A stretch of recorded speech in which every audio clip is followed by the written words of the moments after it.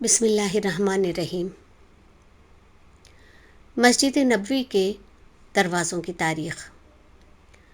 مسلم حکمرانوں نے اپنے اپنے عہد حکمرانی میں مسجد نبوی اور اس کے تاریخی مقامات کی تعمیر، توسیع اور تزئین میں حصہ لیا ہے۔ انہی میں مسجد نبوی کے دروازے بھی آتے ہیں، جن کی تعداد آخری توسیع کے بعد 100 سے زیادہ ہو گئی ہے۔ سعودی خبر رساں ادارے SPA کے مطابق اسلام کے ابتدائی دور میں مسجد نبوی کے صرف 3 دروازے تھے۔ مسجد نبوی کے جنوب میں ایک دروازہ اس جانب تھا جہاں بیت المقدس کی طرف رخ کر کے نماز ادا کی جاتی تھی۔ دوسرا دروازہ باب النبی مسجد نبوی کے مشرق میں تھا۔ اسے باب عثمان بھی کہا جاتا تھا، پھر یہ باب جبریل کے نام سے مشہور ہوا۔ تیسرا دروازہ باب عاتقہ مسجد نبوی کے مغرب میں تھا۔ اسے باب عاتقہ اس وجہ سے کہا جانے لگا کیونکہ یہ حضرت عاتقہ بنت عبداللہ بن یزید بن معاویہ کے گھر کے قریب واقع تھا۔ ان دنوں یہ دروازہ باب رحمہ کے نام سے مشہور ہے۔ اسلام کے ابتدائی دور میں مسجد کے تینوں دروازوں کی تعمیر میں پتھر استعمال کیے گئے۔ سعودی خبر رساں ادارے SPA نے مسجد نبوی کے مشہور تاریخی دروازوں کا تعارف کچھ یوں پیش کیا ہے۔ باب جبریل، یہ مسجد نبوی کے مشرق میں واقع ہے۔ پیغمبر اسلام صلی اللہ علیہ وسلم اپنے حجرے سے اس دروازے کے راستے مسجد میں داخل ہوا کرتے تھے۔ باب النساء، یہ دروازہ خلیفہ دوم حضرت عمر بن خطاب کے عہد میں قائم کیا گیا۔ اسے مسجد میں خواتین کی آمد کے لیے مخصوص کیا گیا تھا۔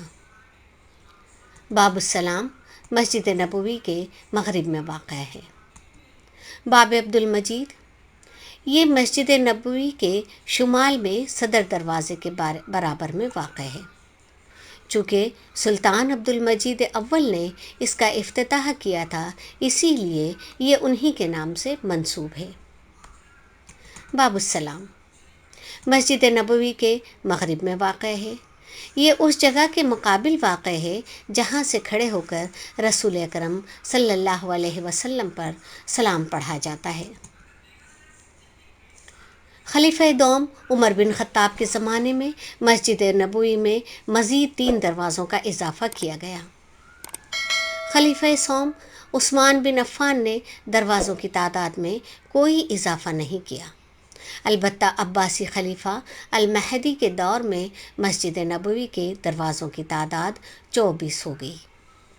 8 دروازے مغرب کی جانب، 8 مشرق کی جانب، 4 شمال اور 4 جنوب کی جانب بنائے گئے۔ مملوکی سلاطین کے زمانے میں مسجد نبوی کے بیشتر دروازے بند کر دیے گئے، البتہ 4 بڑے دروازوں باب جبریل، باب النساء، باب السلام اور باب الرحمہ برقرار رکھے گئے۔ مسجد نبوی میں پہلی سعودی توسیع کے موقع پر یہ 4 دروازے برقرار رکھے گئے، البتہ مشرق کی جانب باب الملک عبدالعزیز، مغرب کی جانب باب الملک سعود بنائے گئے۔ علاوہ ازیں مسجد نبوی کے شمال میں باب عثمان، باب عمر، مغرب کی جانب باب صدیق کا اضافہ کیا گیا۔ 1408 ہجری میں مشرق کی جانب ایک اور دروازے کا اضافہ کیا گیا جسے باب البقیع کا نام دیا گیا۔ شاہ فہد نے مسجد نبوی میں جب توسیع کروائی تو انہوں نے نئی عمارت میں دروازوں کا اضافہ کر کے تعداد 85 تک کر دی۔ 1415 ہجری میں مسجد نبوی کے قدیم عمارت کے جنوب میں ایک دالان تعمیر کیا گیا جس میں 7 دروازے بنائے گئے۔ مسجد نبوی کے دروازوں میں اعلیٰ درجے کی لکڑی استعمال کی گئی ہے جسے دنیا کے مختلف ممالک سے درآمد کیا گیا۔ مسجد نبوی کے کسی بھی دروازے میں کیلیں یا گلو کا استعمال نہیں کیا گیا ہے۔ پھول بوٹے فرانس میں تیار کیے گئے اور انہیں لگانے سے قبل سونے کا رنگ کیا گیا۔